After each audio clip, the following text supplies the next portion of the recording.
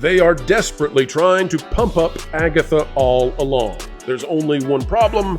The swan song was already sung. Audiences have rung the bell. They're out. No more for the witches and their walk along the witches' road.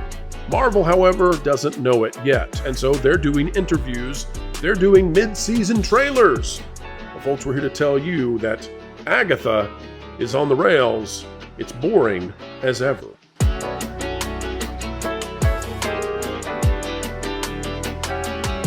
Folks, welcome back to the channel that simply gives you the logic you so need and desire, especially when it comes to everything in the entertainment sphere, taking your knowledge of Hollywood ever more higher.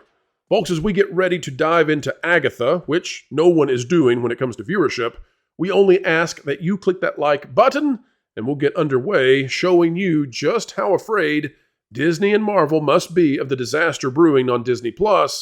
This is a cauldron you can't watch. This is out of Entertainment and, Entertainment Weekly. Weekly, W-E-E-K-L-Y, not weekly, the other kind of weekly. Talking about Agatha. And perhaps you would be forgiven for saying Entertainment Weekly, W-E-A-K-L-Y, because they're trying to promote this show, Agatha All Along. They're having a real hard time doing so. This is by Nick Romano. Says, Joe Locke can finally talk about Wiccan. The show starts getting real. No one cares about this. No one. I'm telling you, nobody cares about this. It is going, I think, to make the Nielsen charts one time, but that's it. Let's once again. You haven't even heard of me. What do you say we put aside whichever politics you've got, sexually or otherwise, and roll it back again? I want to make sure I'm exact with that headline. Show me the headline. Oh, you want to go back to the?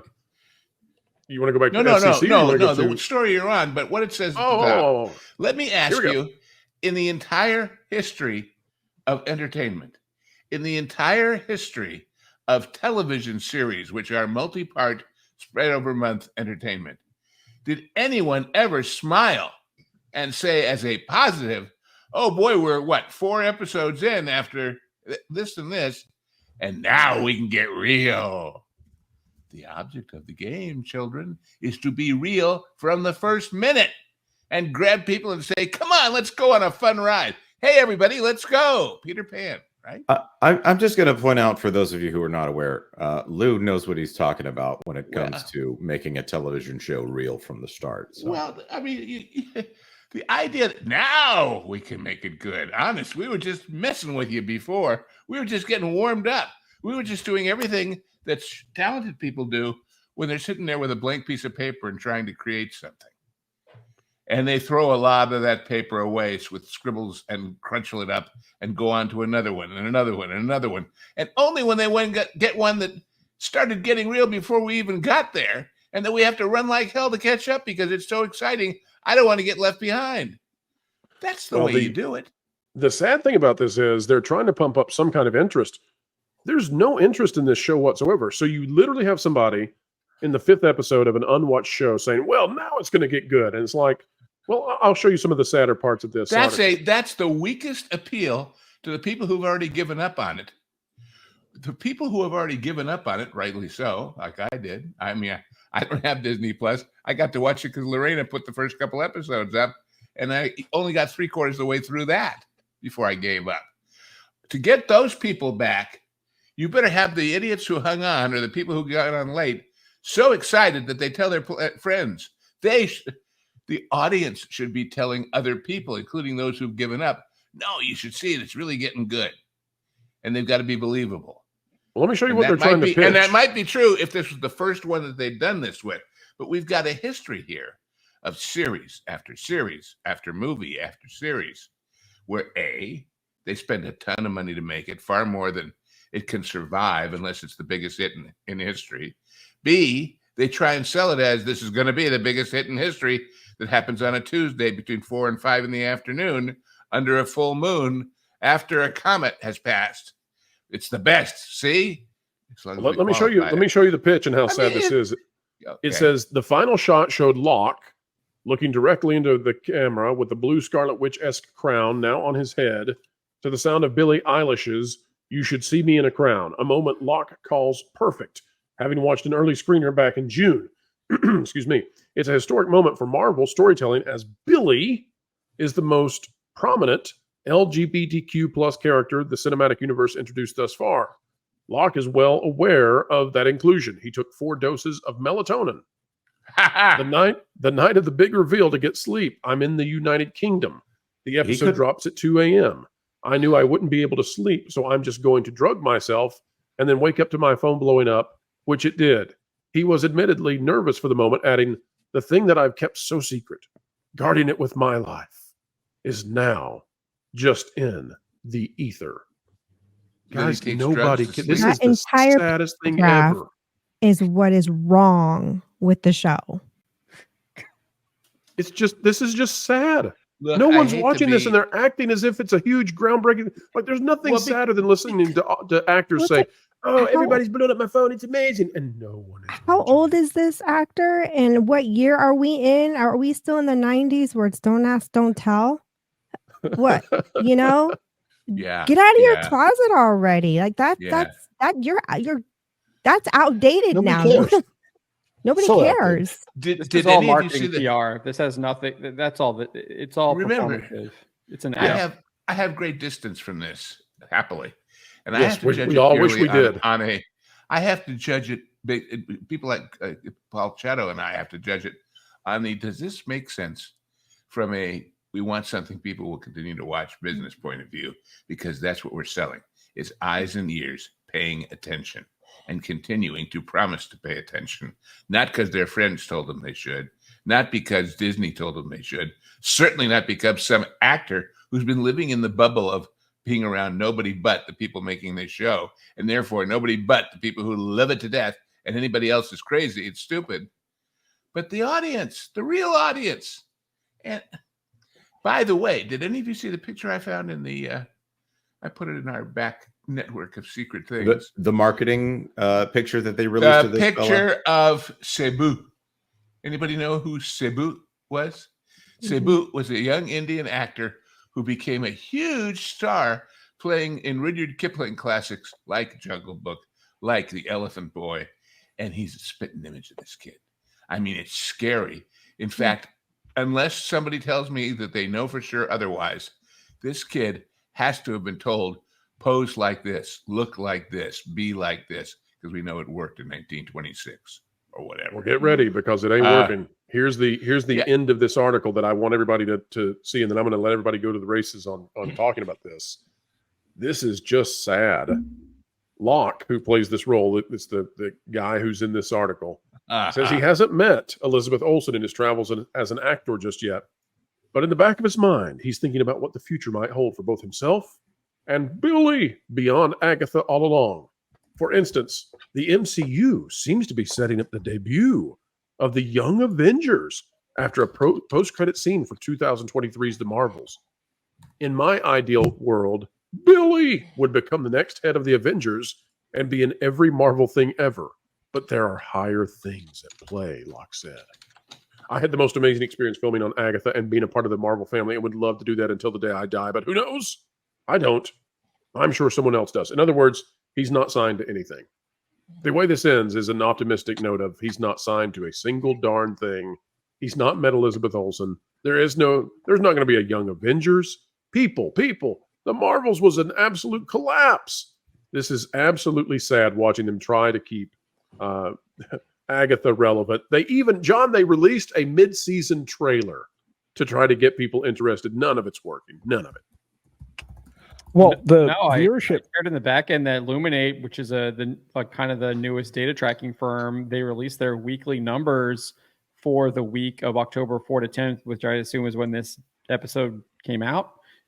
It's not on the top 10 anymore. It's literally fallen off their charts. Wait a minute, John. You mean the top 10 in a subcategory? It never made the top 10, right? Well, so Illuminate only has television and film, so it's not in the top 10 films. It's in the back end if you want to pull it up, or Jonas pull it up. If you've got the link, we'll pull it up. Okay, we'll get that in just a second. Culture, you had something. While I'm pulling it up, go ahead and share. Oh, no, I was just going to say the ratings are falling off like crazy. I mean, I basically was just going to reiterate what John had just said. It is kind of a disaster. And I feel like, we've been lied to with ratings for such a long time that when we're presented with, reasonable numbers, that's surprising. One of the things that I believe would make Nielsen more valuable, especially to the streamers themselves, would be if they could produce numbers like the same or the next day. And the fact that they don't do that is still surprising to me in the digital age, but that's an entirely different conversation. Well, I think is it a matter of is it a matter of they can or they aren't being paid to do because nobody wants to spend the extra and find out, oops, the numbers are bad. I just like that Tulsa King is beating it with 2 seasons. both I do Tulsa like that King they break it. Are beating it. I like that Illuminate does that. It breaks it down by seasons, but I'm also fine with Nielsen releasing it a month later because it then just gives me another bite of the apple. How bad it is. The news cycle again. It's like, thanks. Yeah. Now we have even more data to show how just trash this show is. Yeah, but you gotta realize it's not about we're gonna sneak everybody and make them think it's good when we know it really isn't. They really think it's good. This is my basic contention. Nobody makes a stinker on purpose. Nobody.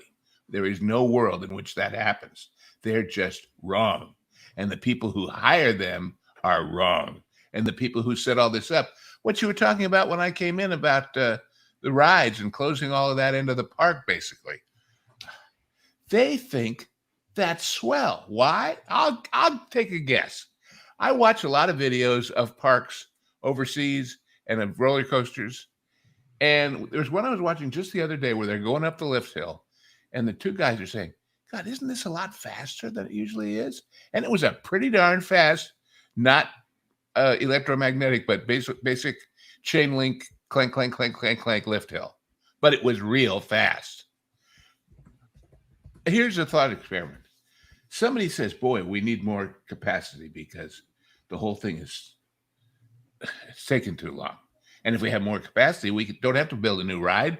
We just have the same ride faster. Okay, what does it cost to do that? Well, to take out this hill and put it, retrack, but really change the mechanism, this much. Oh, okay, that's good. We can do that. How long will it take? Oh, I don't know, just for the lift hill? 2-3 months if we plan it right. If all the machines and all the pieces are sitting there ready to be assembled and we're not re-gearing them with every discovery they make. Yeah. But then somebody said, well, while you're doing that, could you put in this image? While you're doing that, could you put in the cultural stuff we wanted to do? While you're doing that, while you're doing that, while you're doing that. And what happens? You get Jungle Cruise. You get a ride that they spent a bunch of money to refurbish. And when they open it, ta-da! Look at the scaffolding. It'll be open soon. And by the way, it's a new opening. Everybody get excited. That's what you get. You get bad management. You get sloppy management, and you get management driven by a cause, not by the art of the possible and what it does to everything else you guys were talking about. There is something that I want to point out as far as the Lou said something that I want to key in on here. The Young Avengers, they've been trying to make this happen over the last 2 phases, and nobody outside of the sphere of people that speculate on the MCU have cared in any way the fact that this is what they're doing, and they keep trying to pretend like, oh, we just realized we could do the Young Avengers. I'm going to point out they've got a young Ant-Man with Cassie Lang. They introduced Hulkling in She-Hulk, and nobody cares. They have a Falcon, a young Falcon, as if anyone is even begging for a Falcon property right now. Miss Marvel, Hawkeye, which, that's only going to get more confusing. Right. They've been scaffolding up to this, and it's not going to work. Right, and it's to the point now where you forget over and over again what else they've added in. Old. Yeah. Say that again, Lou. You don't need a young anything if you don't screw up the old. Oh, and also, let's not forget Riri Williams. So, by the time they get around to it, they'll be the old Avengers. Right? Yeah. An echo. I wanted to point out something that Lou said too. I think that a lot of what they've done here, this show, is that it is about the cause, and that's what they're trying to sell. And I think you see that in that Entertainment Weekly interview there. They're not trying to sell you a comic book, movie, or television show in Agatha all along. They're selling you the cause. That's what they're talking about. That's how they're promoting this show. They're not trying to sell you entertainment. They're not trying to sell you escape. They're not trying to sell you fantasy. They're selling you the cause, because that is what they make now. They make products to sell their cause, and I think that is really kind of what we see from Disney, from the Marvel Studios, and from Lucasfilm.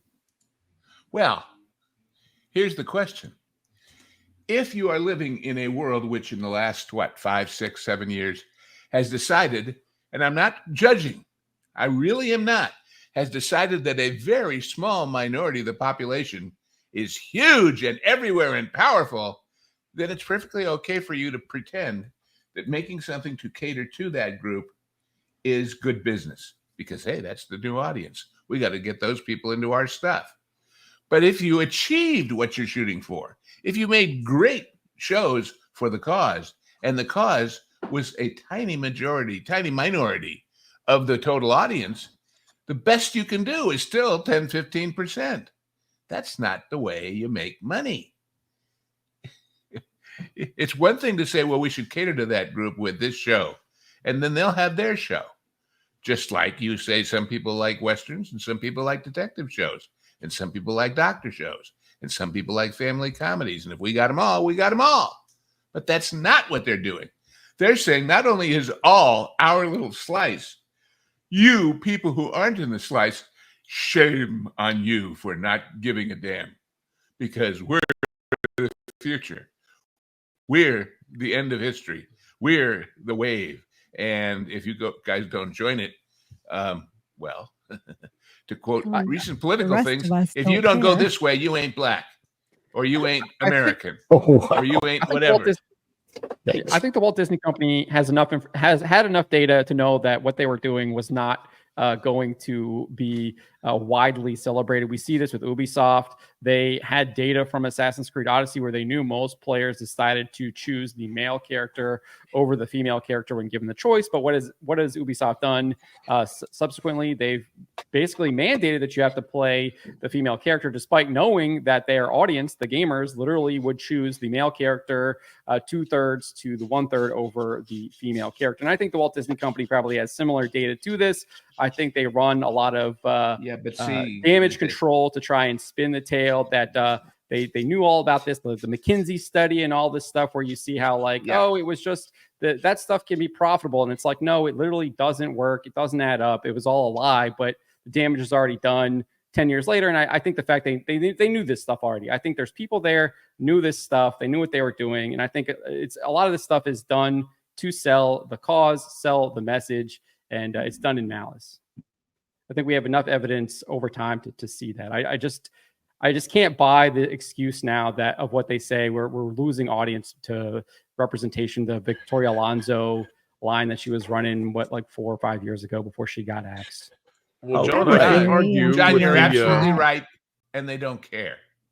As ever, folks, we endeavor to have a good time here on the Pro Channel, and I have to say that spending time with you, talking about things that truly matter, like the stories that shape our lives and our culture, well, it is the ride of a lifetime to steal from Bob Iger. And that's the only thing we'll steal from Bob, because he has great security around his yacht. Folks, as we get ready to say goodbye, consider clicking the like button, share, subscribe, click it, and stick it to the algorithms. It is the notification bell. Drop a comment right on down below. Let us know your thoughts. We would love to hear from you. And folks, worry not, for more content is still on the way. 3 or 4 times a day, let's do 4. I think that's better. And you know what? Don't forget that the Pro Show is live Tuesdays and Thursdays at noon Eastern. You can also join us for our friends on That Park Place, our partner program. We have a good time there too. Folks, until the next time we get the opportunity to have a good time with you, keep learning, keep growing, and as ever, keep having fun.